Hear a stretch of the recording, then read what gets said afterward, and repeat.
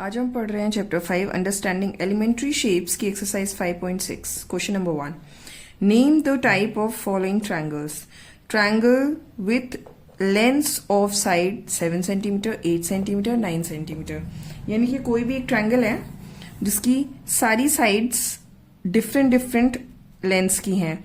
ये 7 सेंटीमीटर की है, एक 8 सेंटीमीटर की है, एक 9 सेंटीमीटर की है। हमने प्रीवियस वीडियो में पढ़ा था जिनकी सारी साइड्स अनइक्वल होती हैं उसको हम बोलते हैं स्केलन ट्रायंगल। तो क्या इसमें लिखेंगे हम all the sides are of different lengths therefore it is scalene triangle. तो ये हो गया scalene triangle. Next triangle ABC with AB is equal to 8.7 centimetre, AC is equal to 7 centimetre and BC is equal to 6 centimetre. Again हम देख रहे हैं कि इसकी सारी साइड्स अनइक्वल लेंथ की हैं, कोई भी इक्वल नहीं है। इसमें भी हम सेम सिचुएशन हो गई है, या फिर हम इसको ऐसे भी लिख सकते हैं AB is not equal to AC is not equal to BC, यानी कि सारी साइड्स अनइक्वल है। देयरफॉर इसलिए क्या हो गया, it is scalene triangle. Next,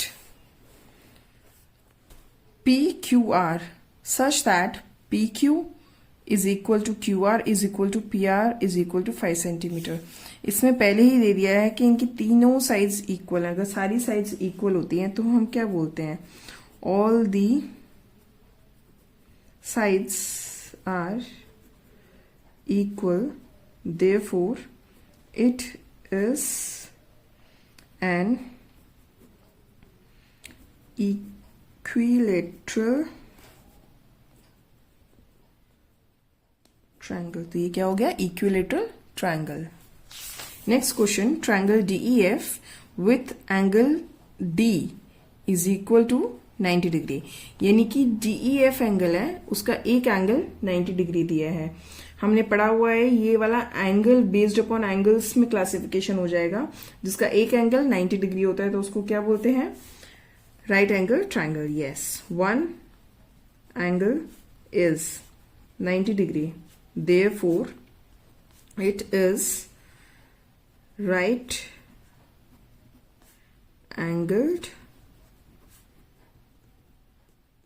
triangle. Simply जो है हम वैसे ही लिख देंगे। Next triangle XYZ with angle Y is equal to 90 degree, measure of angle Y, that is measure of angle Y is 90 degree and XY is equal to YZ। मतलब ये बोल रहा है कि कोई भी एक एंगल 90 डिग्री है तो एक एंगल 90 डिग्री से तो ये वाला हो गया राइट एंगल ट्रायंगल, ठीक है। और इसमें ये बोल दिया इसने XY and YZ are equal, यानी कि दो साइड्स इक्वल, इसने दो साइड्स इक्वल भी बता दी।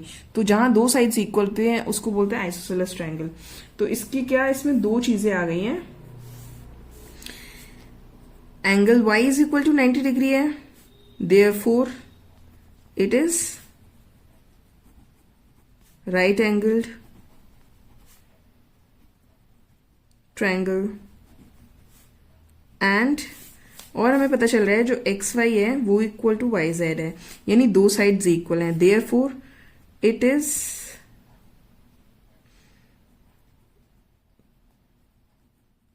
Isosceles triangle. जो राइट एंगल भी है एंड आइसोसेलेस भी है तो उसको कंबाइंड नेम हम बोल सकते हैं, therefore it is isosceles right angled triangle, यानी कि इसको दोनों के नाम को हम कंबाइन करके आइसोसेलेस राइट एंगल ट्रायंगल हम बोल सकते हैं। नेक्स्ट एंगल LMN, इसमें कि L 30 डिग्री है, M 70 डिग्री है एंड N 80 डिग्री है। हम तीन एंगल्स दे दिए, जहां पे तीन एंगल्स दिए हैं और हमें दिख रहा है कि तीनों एंगल्स 90 डिग्री से कम है, तो इसको क्या बोलेंगे, आप तब तक सोचिए, all angles are less than 90 degree. तीनों एंगल्स 90 डिग्री से कम है, therefore it is acute angled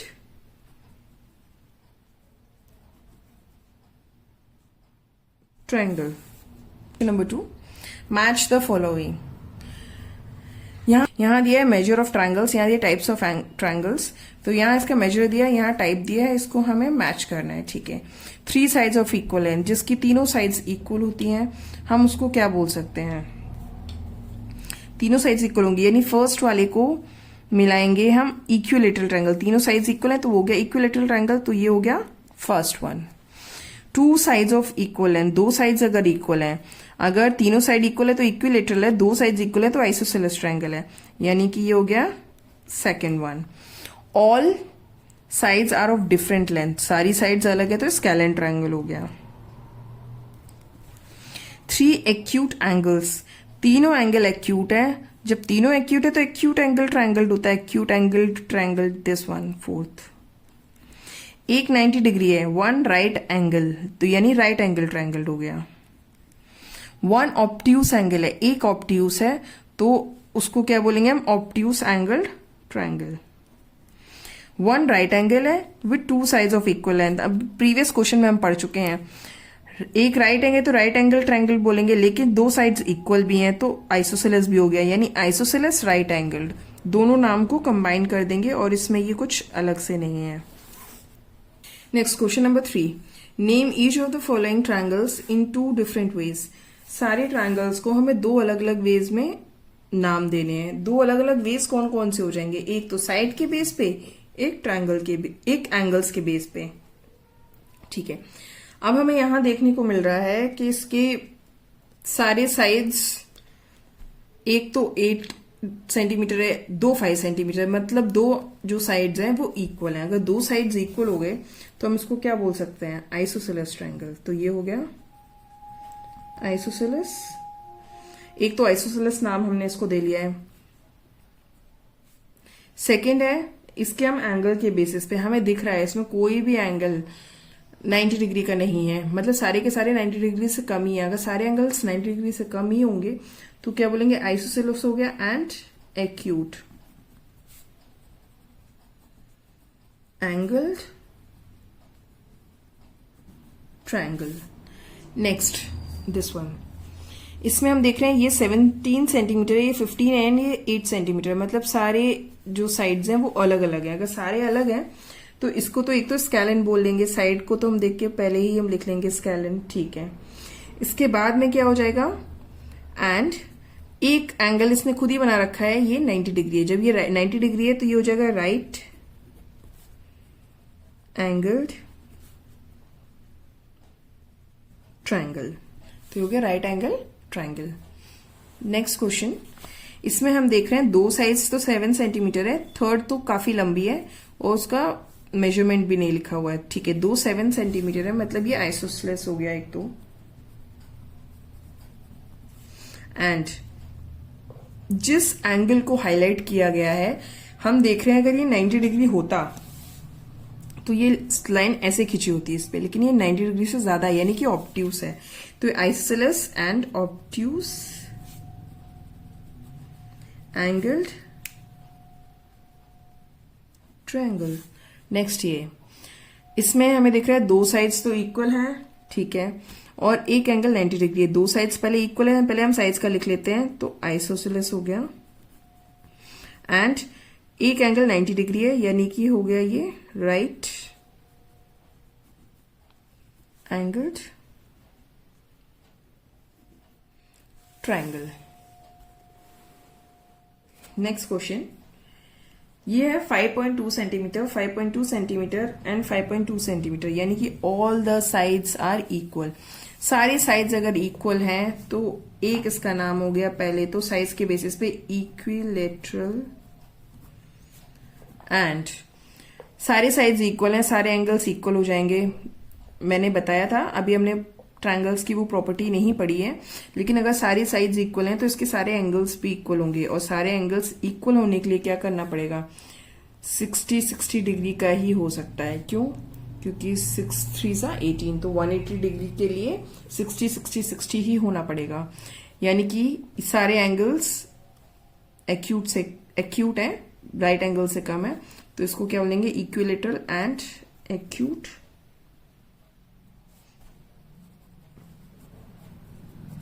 angled triangle. Next question, 9 centimetre, 10 centimetre, 15 centimetre सारे अलग हैं, यानी कि स्केलन हो गया, एंड एक ऑब्ट्यूस से ज्यादा है, मतलब 90 डिग्री से ज्यादा है, यानी कि ऑब्ट्यूस है, तो उसको क्या बोलेंगे, obtuse angled triangle. Next question number 4, try to construct triangles using math sticks, some are shown here. इस तरह से यहाँ पे एग्जाम्पल दिया है कि ऐसे मैथ स्टिक को रख के हम ट्रायंगल्स बना सकते हैं। तो अब क्वेश्चन में क्या पूछा गया है देखते हैं, हमें मैथ स्टिक से ही ट्रायंगल कंस्ट्रक्ट करना है। कुछ एग्जाम्पल, चलिए पहले ये दिया हुआ है कि 3 मैथ स्टिक्स, हमें 3 मैथ स्टिक्स यूज करनी है। चलिए पहले एक बार हम एग्जाम्पल्स में मैथ स्टिक्स यूज करके देख लेते हैं, उसके बाद देखते हैं। 3 मैथ स्टिक्स ले लेते हैं, 1 2 एंड 3 मैथ स्टिक, ठीक है। इससे हम ट्रायंगल कंस्ट्रक्ट करके देखते हैं क्या ट्रायंगल बन सकता है। ये देखिए, यस डेफिनेटली 3 मैथ स्टिक्स का यूज करके हम एक ट्रायंगल बना सकते हैं। लिखेंगे हम बाद में, पहले हम सारे बना के देख लेते हैं। 4 मैथ स्टिक, अगर मैं एक और मैथ स्टिक इंक्लूड करती हूँ तो आई डोंट थिंक सो कि ट्रायंगल बनेगा। अगर मैं ऐसे करती हूँ या ऐसे करती हूँ तो वो लेंथ वाइज ज्यादा हो जाएगा, फिर वो उसको कैच ही नहीं कर पाएगा।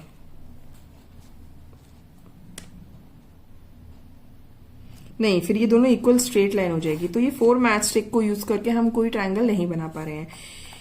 अब नेक्स्ट है 5 मैथ स्टिक। 5 मैथ स्टिक्स हमने ले लिए हैं, अब हम ट्राई करते हैं।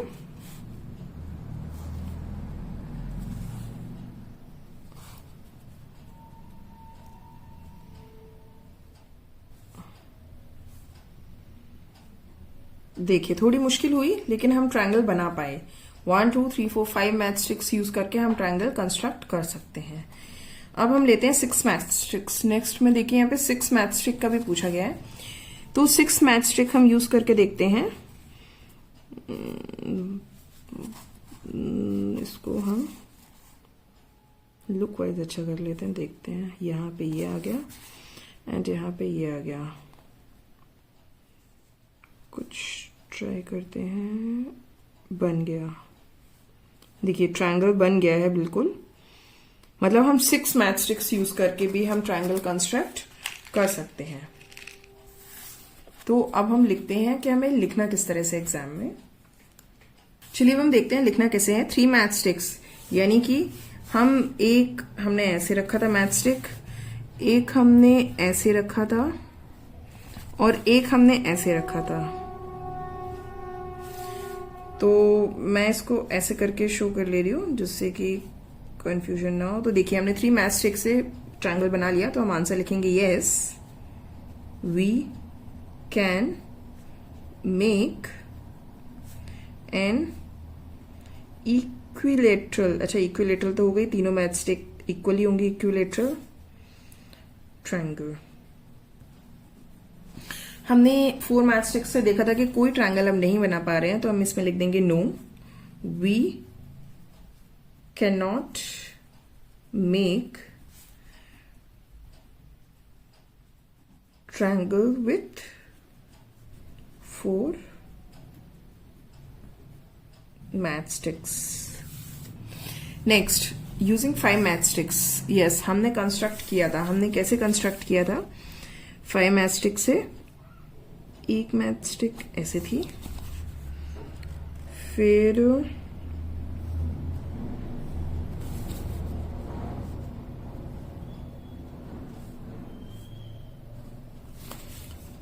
कुछ ऐसे थी।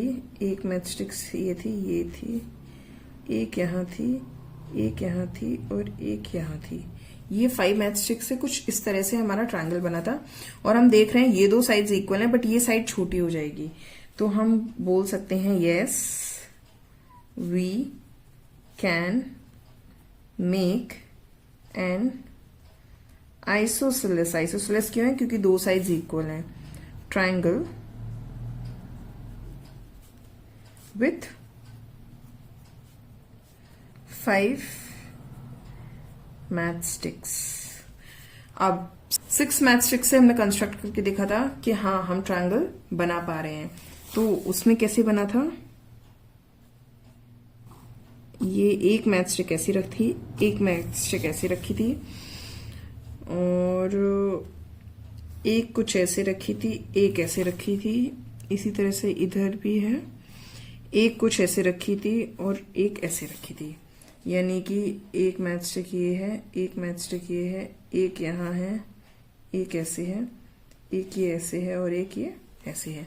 ये हमने 6 मैथ स्टिक्स यूज करी थी। इसमें भी सारी साइड्स इक्वल होगी क्योंकि दोनों मतलब तीनों साइड्स में दो दो हमने मैथ स्टिक्स लगाई हैं।